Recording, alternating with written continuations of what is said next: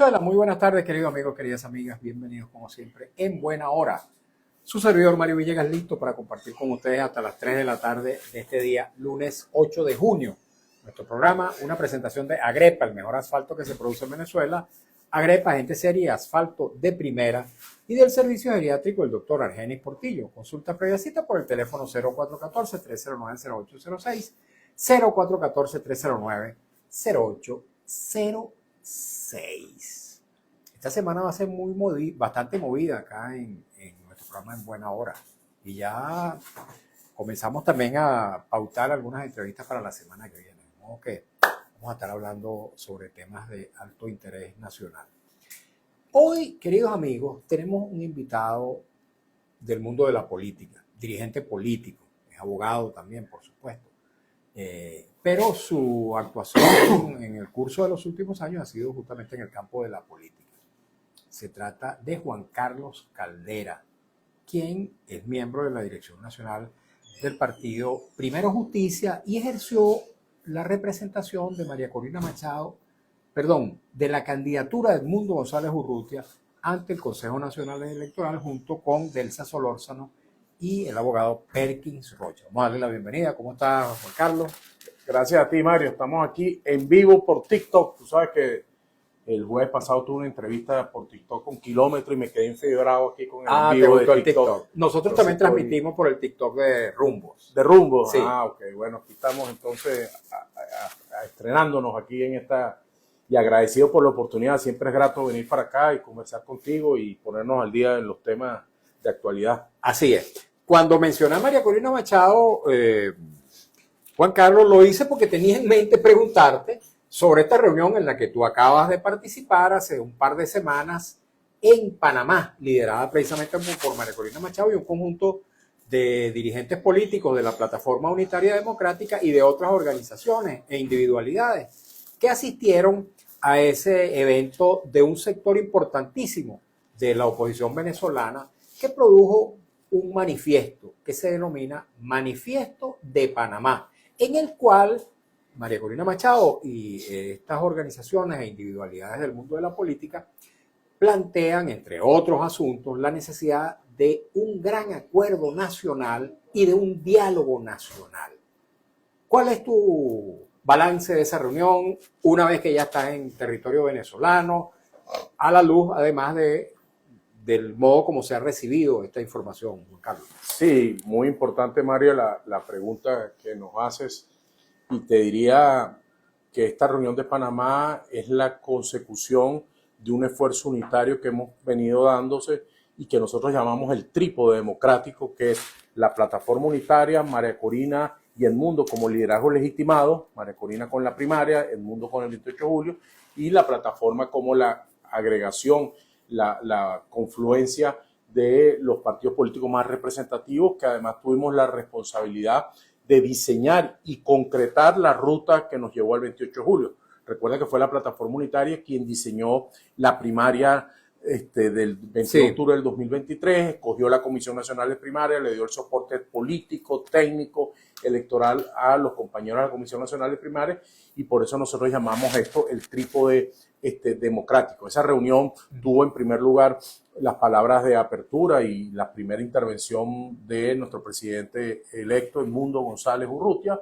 Allí nos invitó a tener una reunión con sinceridad, como llamamos en criollo, hablar a calzón quitado, con transparencia, con empatía, pero con profundidad de los temas. Y, por supuesto, transmitió su vocación, su compromiso con que el futuro de Venezuela sea democrático y que él está consciente de que el proceso tiene que concluir una elección presidencial, como bien lo dijo al día siguiente en un video, a los días siguientes en un video que sacó, que me pareció un acto de mucha nobleza, de mucha madurez, pero de mucho amor por Venezuela, donde él dice, yo no soy el dueño de la voluntad del 28 de julio, soy el custodio y la voluntad del pueblo siempre debe prevalecer. Panamá fue, por eso te digo, el encuentro, la continuidad de ese esfuerzo de años, que lo que busca es la realineación de estos tres factores, el acordarnos en torno a lo que viene a ser para nosotros la última etapa para lograr la libertad y la democracia en Venezuela, pero que requiere del esfuerzo de todos. Y como yo te diría que fueron 3 puntos los platos fuertes del menú del día, de lo que se discutieron. En primer lugar, obviamente ratificar que la salida a la que nosotros estamos apostando, a la que estamos construyendo, es la salida constitucional, la salida democrática, la electoral, la pacífica, y eso significa entonces alinearnos todos con mucha fuerza, con mucha disciplina, con mucha energía, a pedir algo que los venezolanos hoy claman, Mario, y que tú vas a entender muy bien, es certeza. Nosotros queremos certeza de cuál es la ruta final, partiendo del plan de 3 etapas que ha hecho el Departamento de Estado en boca del ministro, del secretario de Estado, Marco Rubio, de estabilización, recuperación y transición. Nosotros estamos en el mayor interés de acompañar esas 3 etapas y queremos darle contenido, darle certeza a la etapa última, que es la etapa de la transición. Para nosotros no hay recuperación económica sostenible con niveles óptimos si no hay transición hacia la democracia. Y por eso para nosotros la posibilidad de que la transición tenga como punto un hito importante la convocatoria de la elección presidencial es capital. Por eso nosotros hablamos de la palabra certeza. ¿Certeza en qué? En una ruta.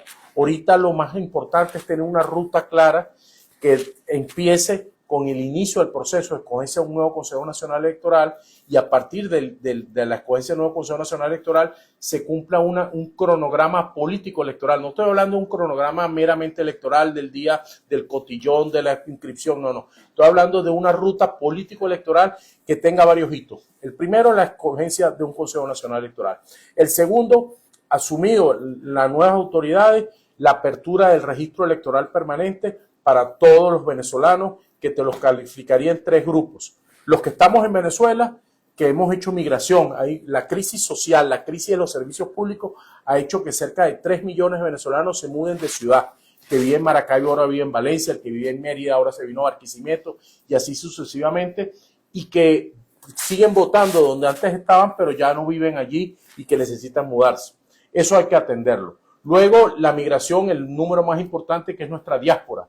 Es decir, los venezolanos que son venezolanos, que tienen derecho a votar en una elección presidencial porque son venezolanos, pero que o están inscritos en el registro electoral en los distintos lugares del país, o no alcanzaron a inscribirse. Eso también tenemos que hacer una atención especial. Y por último, y no menos importante, nuestros jóvenes. Hay un grupo importante de jóvenes dentro y fuera de Venezuela que no están siendo acogidos en este momento por el registro electoral. Es un desafío tecnológico, no es nada del otro mundo, es algo que con tecnología y voluntad se puede resolver.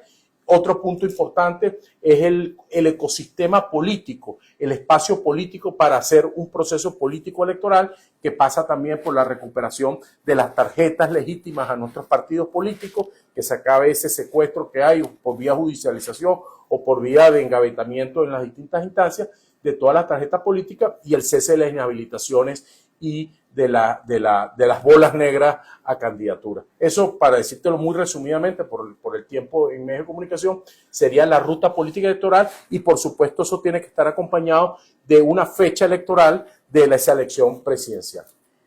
Bueno, esa ruta parece muy lógica. De hecho, aquí mismo en el programa yo le he planteado a muchos dirigentes políticos que se han sentado allí en esa silla donde tú estás, le he preguntado por qué en paralelo o simultáneamente con el proceso de estabilización política y de recuperación económica no se avanza también en la vía hacia la transición, designando, por ejemplo, el Consejo Nacional Electoral y tomando medidas que vayan allanando el camino hacia un proceso electoral confiable, ¿verdad?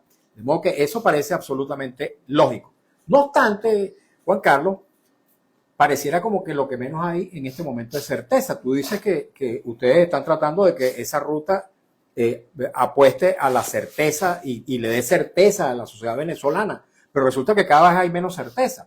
Fíjate, hace un par de días, 2 o 3 días, escuché a la señora María Elvira Salazar, que es representante, senadora en el Congreso norteamericano, diciendo que a lo mejor las elecciones en Venezuela no serían el año 2027, sino que serían en el año 2028.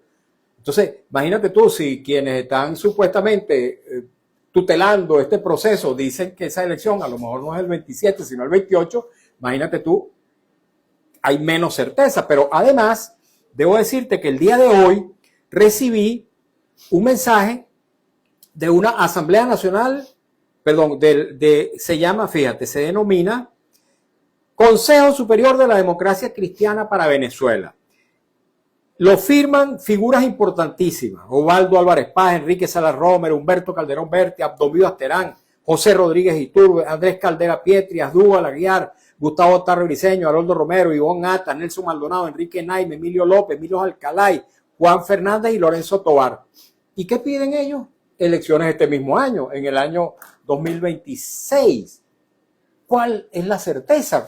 ¿Cómo se puede tener certeza en medio de tantas contradicciones? Es que precisamente porque no tenemos en estos momentos una ruta clara, no hay certeza de cuál es la ruta y los tiempos, es que nosotros ponemos la importancia y el foco ahorita en parte del acuerdo de Panamá, del manifiesto de Panamá, de las discusiones que dimos allí, en iniciar sin mayor demora una negociación que tenga tres partes. A la legitimidad que representa el trípode democrático, que ya te expliqué de qué se trata, María Corina, El Mundo y la Plataforma, a el régimen interino que preside Delcy Rodríguez y por supuesto el acompañamiento del gobierno de los Estados Unidos. ¿Para qué? Para aterrizar todos estos temas.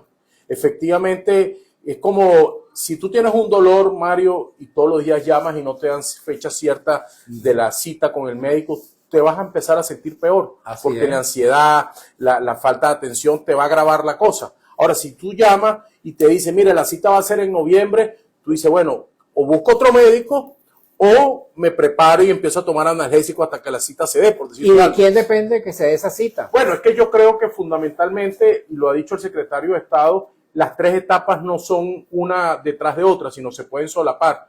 Y nuestro planteamiento es que para fortalecer el crecimiento y la recuperación económica pasa por una palabra clave, porque no hay nada más miedoso que un dólar, que es la confianza. Y la confianza solo se va a alcanzar con un gobierno democrático elegido por el pueblo venezolano. Entonces, ¿eso no lo entiende el gobierno norteamericano? No, yo lo que creo es que ellos han pensado en que todavía la etapa de la transición no estamos listos, considerarán que todavía falta transitar un rato más. Fíjate que comenzaron por la Fiscalía, el defensor, ahorita se aperturó el plazo del magistrado del Tribunal Supremo, se extendió y pareciera que lo del CNE viene luego detrás de los magistrados. Nosotros lo que hemos insistido es que eso sea parte de una negociación que tenga como objetivo esta última milla, por llamarlo de alguna manera, de la recuperación, de la reconstrucción de las instituciones y la certeza. ¿A quién hay que convencer para que esa certeza pueda concretarse?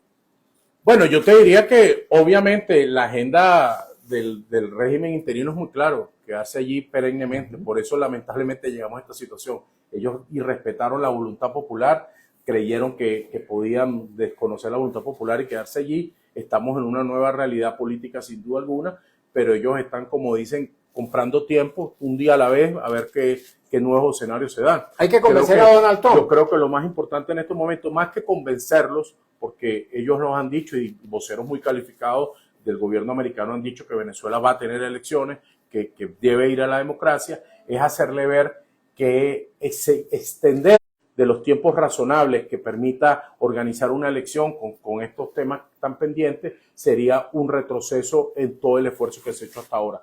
Lo que más nos conviene a todos, incluyendo al gobierno de los Estados Unidos, es fijar económico. ¿Será que para Estados Unidos es más importante el tema económico que el tema político en Venezuela, que la democracia en Venezuela? No son contradictorios ni excluyentes, Mario. Y te insistía anteriormente que para que el tema económico tenga su mayor capacidad de desarrollo, su mayor fortaleza, si no está lo político, porque lo político es lo que genera confianza, genera certeza, no va a tener todo su esplendor. Nosotros queremos el mayor desarrollo para Venezuela. Que a Venezuela le vaya bien significa que le va a ir bien a su pueblo, y esa es nuestra apuesta, y toda nuestra lucha todos estos años ha sido para cambiar a esta gente que han destruido a Venezuela. Pero sí creemos que la mejor capacidad de Venezuela está atada a un cambio político por la vía de la decisión del pueblo venezolano. Ok, por las proyecciones que ustedes han hecho, Juan Carlos, los estudios que ustedes han hecho, ¿para cuándo deberían realizarse las elecciones en Venezuela? Y lo que está pasando, pero bueno, ¿han pensado ustedes en que además de las elecciones presidenciales se produzca otra elección de otro poder o solamente la presidencial? No, obviamente tenemos que ir a un proceso de relegitimación, por llamarlo de una manera, de todos los niveles de poder, el municipal, el estatal y el nacional, entiéndase, alcaldes y concejales, diputados regionales y gobernadores y Asamblea Nacional y presidente. Eso queda claramente, todos estos procesos después del 28 de julio no tienen ningún tipo de legitimidad, ninguna de esas instancias han sido en buena lid, fueron procesos hechos bajo una situación de persecución, de filtro, de opacidad electoral gravísima, y tenemos que ir a eso. Ahora, obviamente Venezuela es un país presidencialista, eso es una verdad que se ha quedado claro en estos últimos años, y por supuesto nosotros hemos hecho el planteamiento, y lo dice el Manifiesto de Panamá, es enfocarnos en la exigencia de que la primera elección debe ser la elección presidencial. No al revés, no a la inversa. Y a partir de allí, entonces, empezar a reconstruir desde el poder central, luego el poder regional y el poder municipal. El sistema electoral, por su complejidad de los circuitos, por ejemplo, una mega elección, como en algunas veces se ha planteado, es muy compleja porque no es lo mismo el candidato a concejal del circuito tal, a veces no se solapa con el candidato a diputado del circuito nacional. Entonces, materialmente, desde el punto de vista técnico, sería muy complejo hacer una mega elección que pudiera ser una alternativa. Pero en todo caso, nuestro planteamiento, y ahí tenemos una posición unánime, clara, y estoy seguro que es el sentimiento mayoritario de los venezolanos, es que la primera elección en este camino a la transición sea la elección presidencial. ¿Esa elección presidencial pudiera estar acompañada con la parlamentaria? Es probable, es posible. Desde el punto de vista técnico es posible organizar una elección presidencial con parlamentarios, porque no tendría dificultad de los registros electorales. En este caso, el registro electoral presidencial son todos los venezolanos. El registro parlamentario todavía no tienen derecho los venezolanos en el exterior, pero con poner solamente en el exterior la boleta presidencial lo resolvería, ¿no?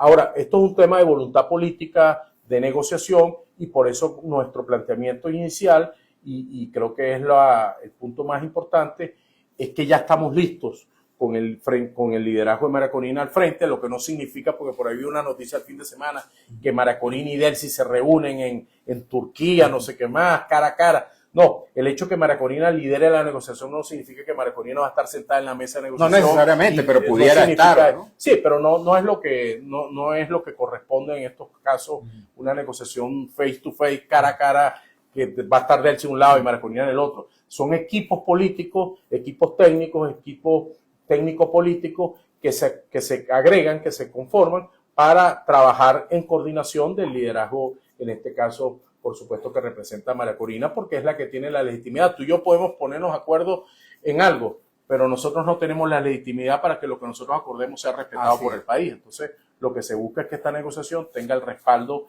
y la legitimidad. ¿Han tenido alguna reacción por parte del gobierno al planteamiento del Manifiesto de Panamá?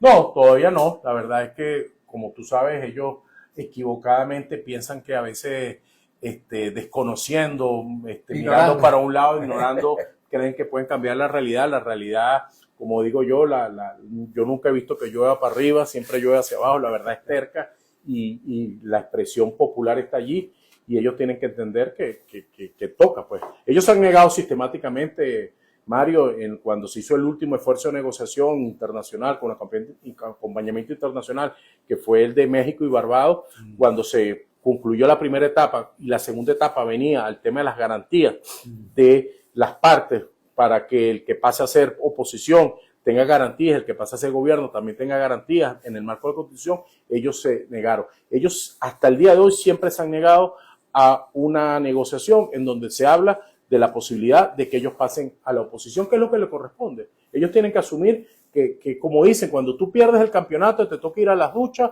bañarte, volver a cambiarte y volver a entrenar. Y eso es lo que le toca a ellos, ir a la oposición, reconstruirse democráticamente, ser leales a la democracia, que eso lo que no significa no dejar de hacer oposición, pero en el marco de la Constitución. Ok, fíjate, Juan Carlos, el tema de la justicia, porque hay quienes piensan que bueno, que un nuevo gobierno de oposición tiene que significar el castigo para quienes incurrieron en corruptelas, en violación a los derechos humanos. ¿Cómo lo están pensando ustedes en la plataforma? Mira, eso es un tema muy estudiado que tiene como muchos casos en el mundo entero que han pasado situaciones como la nuestra. Cada país, cada situación tiene sus particularidades, pero las transiciones de un régimen autoritario a un régimen democrático tiene como algunos lineamientos y algunas herramientas a la cual echar mano. Las leyes de perdón, las leyes de no olvido, la justicia transicional, son todas herramientas para que no haya repetición, que te van dando señales de cómo tiene que haber tanta justicia para que no haya olvido y tanto perdón para que no haya rencor. Ese creo que es tanta justicia, para que no haya repetición y tanto perdón para que no haya, tanta justicia para que no haya olvido y tanto perdón para que no haya repetición. Entonces de eso se trata. Y hay herramientas, experiencias internacionales que te permiten hacer los equilibrios para que eso ocurra. Obviamente hay casos de violaciones de derechos humanos muy graves que tienes que atender, que no puedes pasar por debajo de la mesa, pero hay mecanismos y todas esas leyes, toda esa experiencia internacional te permite ir avanzando en eso. Y esa es la discusión que tenemos que dar. Y en el manifiesto que se publica se habla también de las garantías para todos aquellos que hoy están en el régimen y están dispuestos a colaborar para esa transición a la democracia. Ok, tenemos que hacer una pausa, al regreso continuaremos. Y esto no es desde los perdonavidas, porque no se trata de eso y nada más alejado de eso. Se trata de que la sociedad venezolana tiene que sanar. Hay una herida profunda, Mario, que es una cicatriz que nos va a acompañar históricamente, que es la cicatriz del 28 de julio. El 28 de julio, lamentablemente, devino en 48 horas en la detención de más de 2.000 venezolanos inocentes, que todavía algunos de ellos están bajo prisión, muchos están judicializados aún en medidas cautelares. Eso es una herida que como sociedad tenemos que sanar, recuperar y que va a estar allí, pero tenemos que atenderla y no es desconociendo que eso ocurrió. Ok, tenemos que hacer una pausa para escuchar un avance del noticiero, cumplir compromiso publicitario de la estación y al regreso, amigos y amigas, continuamos conversando con Juan Carlos Caldera, abogado, dirigente político, miembro de la Dirección Nacional del Partido Primero Justicia y miembro de la Plataforma Unitaria Democrática. No se vayan, que ya venimos. Juan Carlos, aquí seguimos un ratito más. Sí, seguimos acá un rato más. Por el Instagram de Mario Villegas y el TikTok mío. Así es. Háblanos de Primero Justicia. Bueno, Primero Justicia es un partido que tiene un compromiso muy claro con el futuro de los venezolanos, con lo que significa el centro humanismo como expresión del ejercicio político, poniendo como pivote central al ser humano.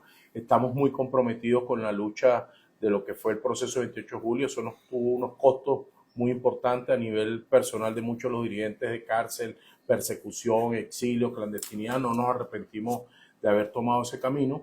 Y estamos ahorita, como los demás compañeros también de la unidad, en un proceso como cuando tú tienes una lesión y tienes que ir al fisioterapia y vuelves a ir al gimnasio para volver a revivir el músculo. Obviamente nuestra principal prioridad durante este tiempo fue preservar a nuestros militantes, a nuestros dirigentes, cuidarlos, que no fuesen detenidos, no sufrieran este tipo de persecución feroz a la que fue sometido muchos compañeros.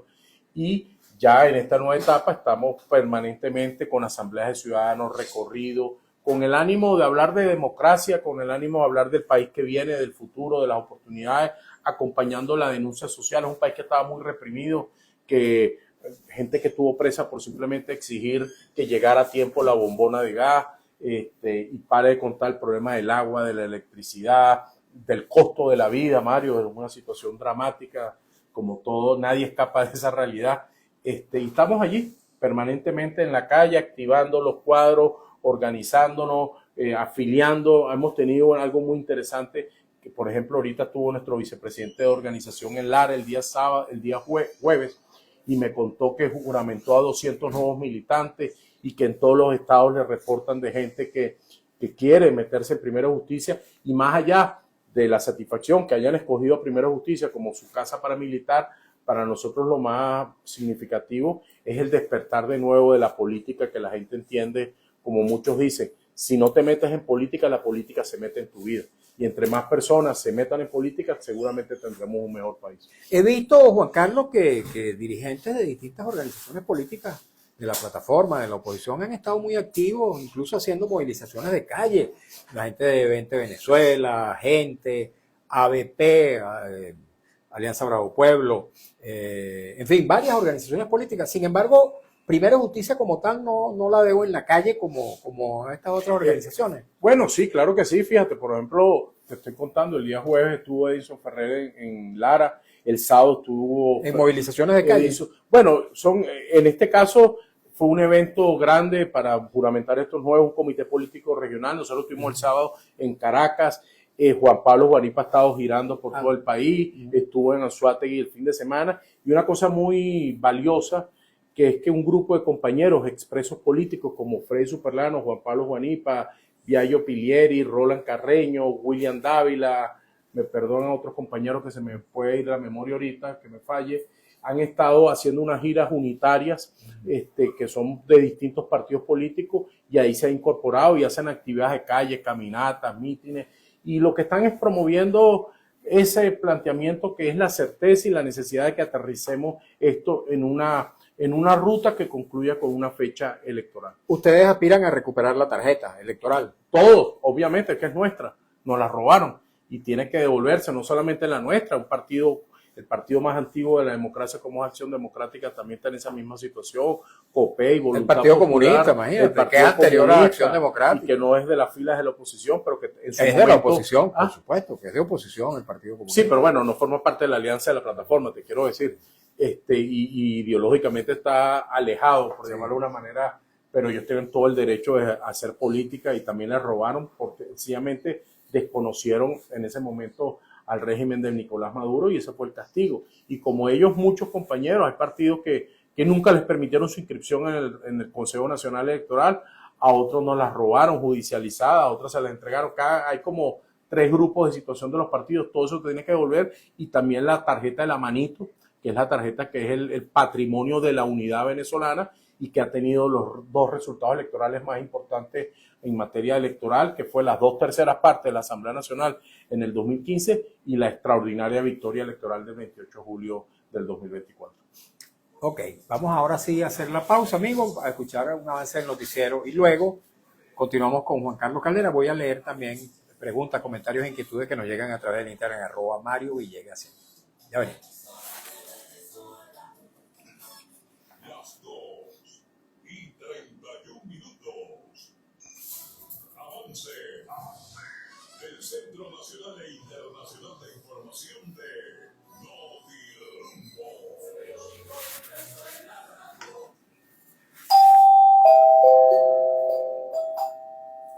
Notirumbo se informa, la presidenta encargada Delcy Rodríguez se reunió este lunes con el jefe de Estado turco Recep Tayyip Erdogan en Estambul, donde llegó anoche procedente de India para tratar cuestiones bilaterales y regionales.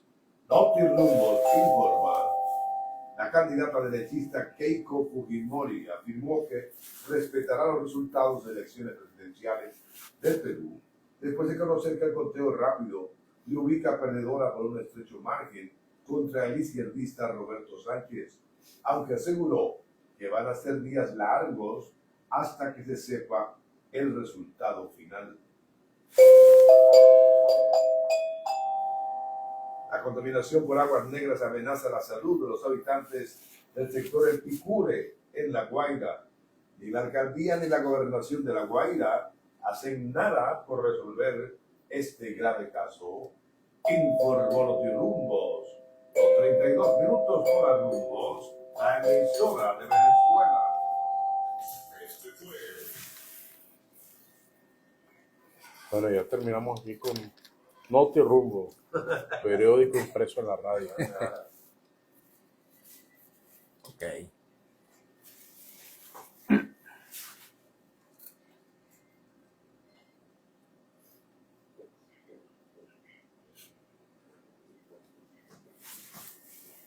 ¿Cuántos años tiene Radio Rumbo? 7-6. Barbaridad, qué bueno. Ya. Continuamos, amigos, en buena hora. Y es momento de hablarles del servicio geriátrico del doctor Argenis Portillo. les invito como siempre a tomar nota de su número telefónico que le puede ser de suma utilidad. 0414-309-0806, 0414-309-0806, como yo siempre digo, atendido por su propio dueño, el doctor Argenis Portillo, muy conocido popularmente como el geriatra de Radio Rumbos. Es la parte de ser médico geriatra de larga trayectoria, es también médico intensivista, profesor también de las escuelas de medicina Vargas de la USAID y de la Academia Militar. Tiene consulta en la esquina de Las Ibarras, Avenida Urdaneta, también en el anexo al Hospital de Clínicas Caracas en San Bernardino, y ofrece servicios domiciliarios para aquellos casos en que el paciente así lo requiere. 0414-309-0806, lo recomiendo ampliamente. Amigos, continuamos conversando con Juan Carlos Caldera, dirigente del Partido Primero Justicia, abogado, y también dirigente de la Plataforma Unitaria Democrática. Pregunto, Juan Carlos, hay organizaciones de oposición que no son de la Plataforma Unitaria y personalidades de la oposición que no son de la Plataforma Unitaria, que estuvieron en la reunión de Panamá, incluso exministros de Chávez, ex dirigentes del chavismo, ex parlamentarios del chavismo, en fin, personas que no son de la Plataforma Unitaria, pero que asistieron a ese evento y que reflejaron una apertura en una visión que antes parecía bastante sectaria de esos sectores que se reunieron allí. Me pregunto, ¿hay otros sectores de la oposición que no estuvieron allí, pero que están aquí en Venezuela actuando contra el régimen, contra el gobierno, que son además muchos de ellos dolientes de la victoria de Edmundo González Urrutia el 28 de julio? Estos factores también se van a incorporar. Ustedes le van a abrir las puertas a esas organizaciones políticas para que efectivamente haya una amplia unidad para derrotar al régimen. Sí, te agradezco mucho la pregunta, Mario, porque también fue uno de los grandes acuerdos de Panamá, que es la revisión del espacio unitario, entendido como la articulación de todas las fuerzas políticas que acompañan esta ruta. Porque una cosa es estar juntos y otra cosa es estar unidos. Y tú puedes estar en un mismo salón, pero uno escucha merengue, el otro salsa, el otro bolero, el otro bachata, el otro reggaetón, y no estamos en la misma fiesta, a pesar que estamos en el mismo lugar.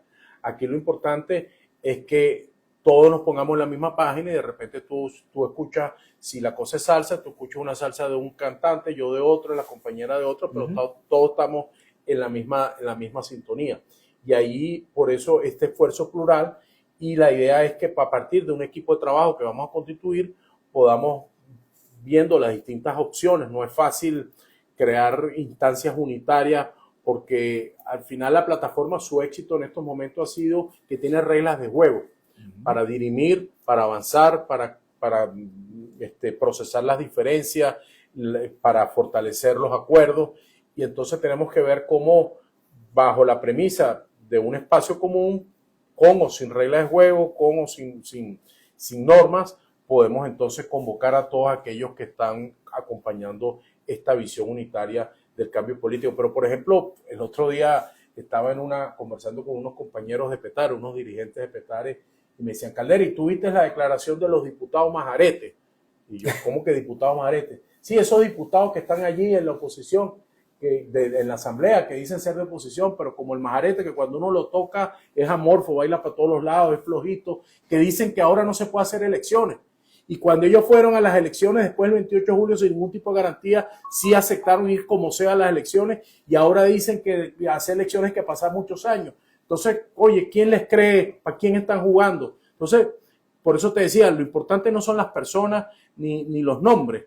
La política no la podemos personalizar. Lo importante es el camino, acompañar una ruta, y me dio yo soy una de las personas que aprendo todos los días de la sabiduría popular, y me dio mucha risa cuando me dijo eso de diputado Majarete, y eso es lo que la gente percibe al final. Pues tú tienes que ser, yo respeto al que no comparte mi posición, pero es firme en la suya, pero un día tú no puedes estar que para acá, que para allá, cuando entonces ahora dicen que no, que es imposible hacer elecciones ahora, y pareciera que ahora hacer elecciones es una cosa, bueno, la NASA es más fácil que hacer una elección, tú dices, oye, algo está pasando. Bueno, pero Entonces, ahí también está coincidiendo con el gobierno norteamericano, pero fíjate que tú le cargas la mano a estos factores de oposición, pero no se la cargas a Donald Trump y a Marco Rubio. Porque es que no se trata de cargar la mano, se trata de tener coherencia. Bueno, si pero tú te sometiste ajá, sin garantía, sin ningún tipo de mínimas condiciones de parámetros internacionales y locales a una elección, en donde inclusive los cargos que están adjudicados allí no se corresponden con los votos,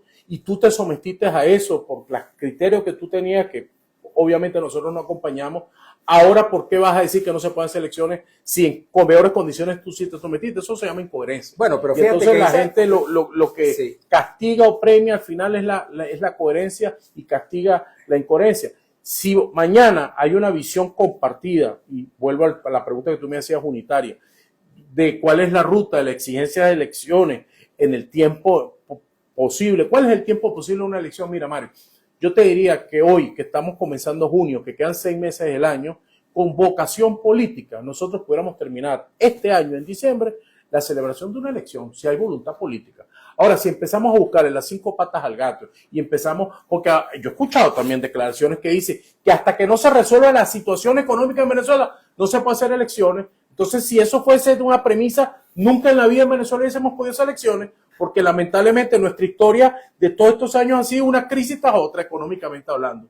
Entonces, hasta ahí hemos llegado a poner las elecciones casi que como, oye, es que las elecciones nos van a echar a perder la situación económica. No, las elecciones son para fortalecer la recuperación económica y, por supuesto, para que la democracia llegue de nuevo a Venezuela. ahora fíjate, tú dices que de aquí a diciembre podríamos hacer una elección, la elección presidencial. Pero fíjate que la propia María Corina Machado ha dicho que se requieren por lo menos 40 semanas previas para hacer una elección después de nombrar el Consejo Nacional Electoral. Eso que tú dices entonces está en contradicción con lo que dice María Corina Machado. Son visiones. Obviamente ella toma 40 semanas porque ella apunta... 40 semanas es casi un año. 40 semanas son 8 meses. Por eso, 52 semanas es un año. Son 10 meses. 10 meses. Por eso. Bueno, porque ella, la visión que ella tiene de esto y sus equipos técnicos electorales es casi que como armar una elección suiza. Y bueno, eso es respetable. Yo tengo una visión que ante la crisis profunda que hay y la gravedad de la situación económica y lo que uno recoge en la gente en la calle es para cuándo es la cosa, para cuándo hay elecciones, pues la gente tiene claro que si aquí no hay un cambio democrático, la crisis no va a terminar. Podrá tener pañitos calientes, pero no va a terminar. Yo sí creo que podemos recortar esos plazos y a lo mejor no vamos a lograr que los 10 millones de venezolanos que tienen que tener movimientos, bien sea de migración o de inclusión en el registro, no lo podemos lograr.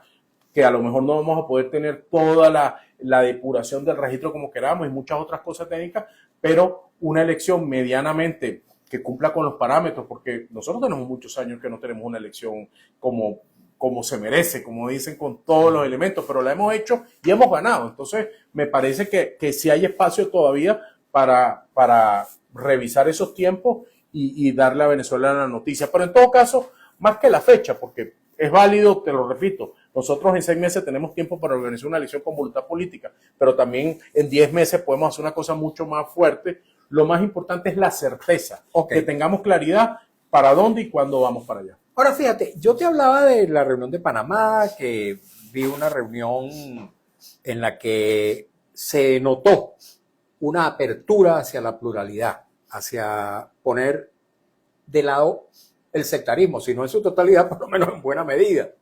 Sin embargo, eso pareciera que a mucha gente no le gustó. Yo vi, por ejemplo, en las redes sociales reacciones de gente que cuestionaba que por qué está Leopoldo López ahí, por qué está Guaidó, incluso tú mismo, tu propio nombre, Juan Carlos Caldera, Freddy Superlano. Ha habido también, digamos, resistencia a esa visión plural. Mira, es lógico que eso ocurra. El que está en política está expuesto a que lo quieran y lo odien, a que no lo quieran, sean diferentes. Es parte del trabajo político y lo asumimos con humildad y como un desafío de ganarnos la confianza todos los días de más gente. Pero allí lo importante, más que la foto que habla también, es que el objetivo y todo el que sume al objetivo común, que es lograr la etapa de transición democrática en Venezuela, tiene que ser bienvenido, sin exclusiones. Y la misma María Corina le dijo, todo el que hace, todos hacemos falta para empujar a este último tramo de la lucha por la democracia. Y obviamente, como tú sabes, el mundo de las redes sociales no siempre recoge con fidelidad los sentimientos de la gente. Ahí se meten lo que llaman los bots, las granjas. Obviamente el régimen juega y el régimen vio. Si Mario Villegas se quejó porque se le partió la uña, le va a abrir, le va a tratar de ver cómo en redes sociales le mutila el dedo para que se queje más. Y eso pasó, ¿no? Okay. Eso no hace perder de foco que sí hubo una molestia en ciertos sectores, pero creo que parte del trabajo de la política es ser pedagogo y explicar que como en la vida uno no hace política con quien quiera o con quien más me gusta, sino con todos los actores que ayudan. Y a lo mejor esa persona que tú no entiendes por qué estaba allí, esa persona tiene una razón de estar allí porque colabora en tal área, participa, representa. Es decir, aquí lo importante es la suma de todos para el objetivo. Ok, vamos rápidamente ahora sí a leer el mensaje que nos llega. Un poquito de paciencia, Juan Carlos, para que luego la respondas en el bloque, ¿oíste? Porque son bastantes. León del Valle 62. Libertad plena para todos los presos políticos y detenidos desaparecidos ya. La libertad es el camino. Aer San Antonio. Hola Mario, saludos y para tu invitado. Que él diga qué opina de los políticos corruptos que hacen negocios por intereses personales. Por ejemplo, que den dinero y si es posible, no sé qué cosa, corrupción.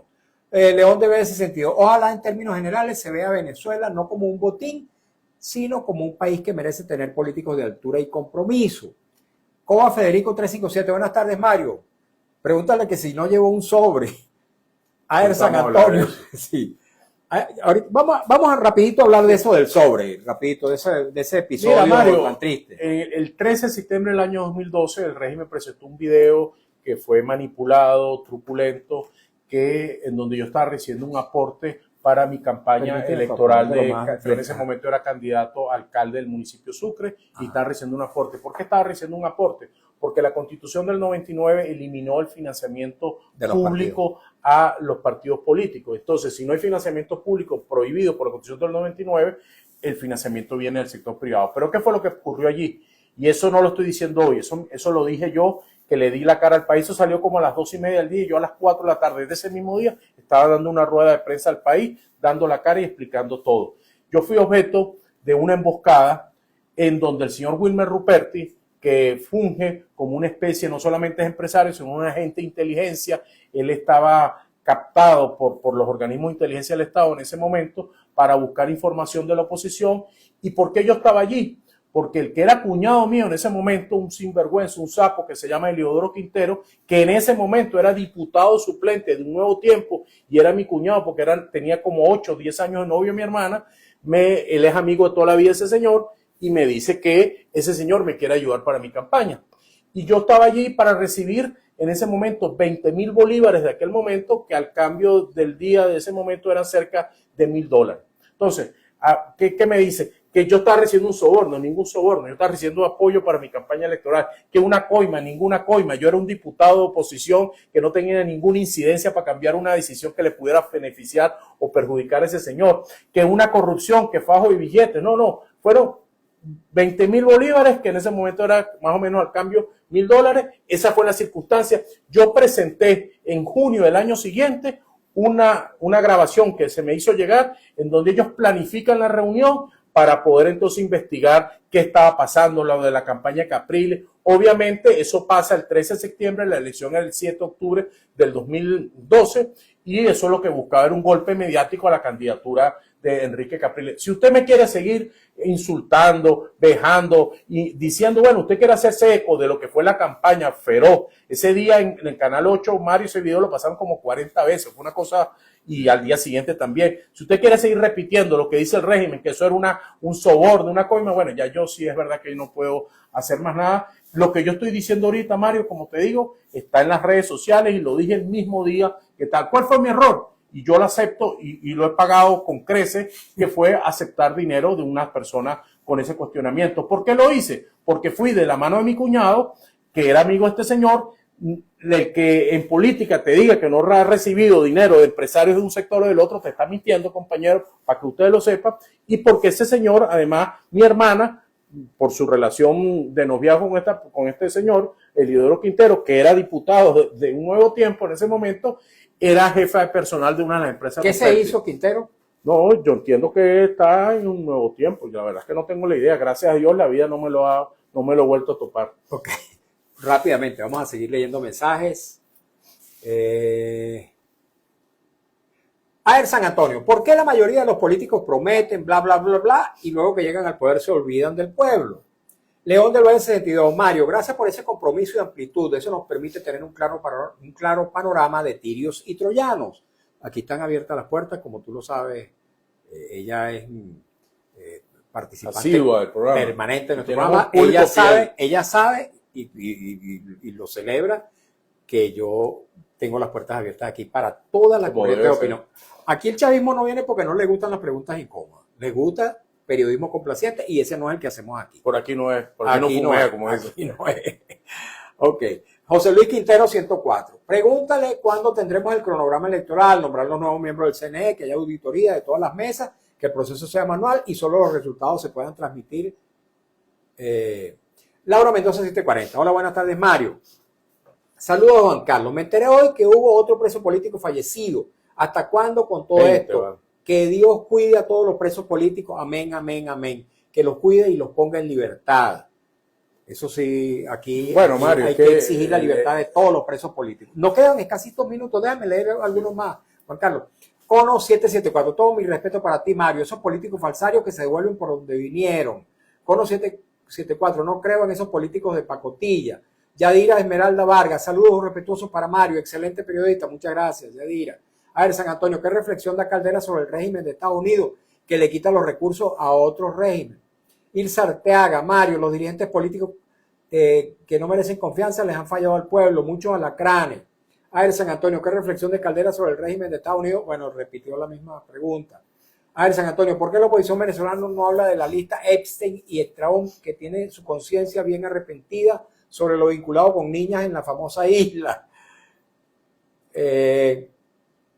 Méndez Reinaldo 761, según Corrillos Políticos, va a haber un outsider para las elecciones presidenciales. ¿Podría ser Manuel Rosales? No lo sé. Méndez Reinaldo 761, yo creo que Manuel Rosales no va a ser más candidato presidencial. Es la apreciación que yo tengo. Méndez Reinaldo 761, ya el candidato de la izquierda acaba de pasar a Keiko por 50,029% con el 97% de las actas escrutadas. 97% de las actas ya escrutadas. Méndez Reinaldo 761, pregunta seria, ¿de qué vive el invitado? Bueno, empiezo por la última porque no diga que no la quise responder. Hay muchos más comentarios, pero no nos da tiempo. Yo soy abogado egresado de la Universidad Central de Venezuela, trabajo como abogado en el área de consultoría y asesoría. De eso, al igual que muchos sobrevivimos, no vivimos porque la situación económica es muy apremiante con todas las dificultades. Sobre el tema del sistema electoral, yo creo que es una discusión que va a venir en Venezuela. Yo tuve ahorita la oportunidad de ser observador electoral en la elección colombiana. Es una elección que tiene como un sistema mixto, se vota manualmente, se transmite el conteo rápido por una planilla que se llena electrónicamente. Creo que es una discusión que no es para este momento, con toda honestidad te lo digo, Mario. Creo que la bondad del 28 de julio fue que con el sistema electoral y con las actas del sistema electoral pudimos demostrar la victoria.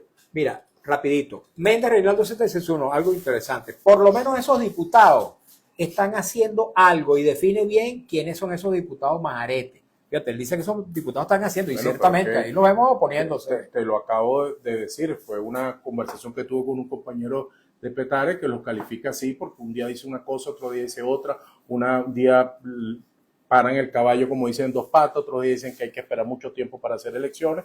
En todo caso, que le pregunte a ellos por qué tienen esas posiciones oscilantes en un momento u otro. Nuestra posición es muy clara, siempre ha sido así.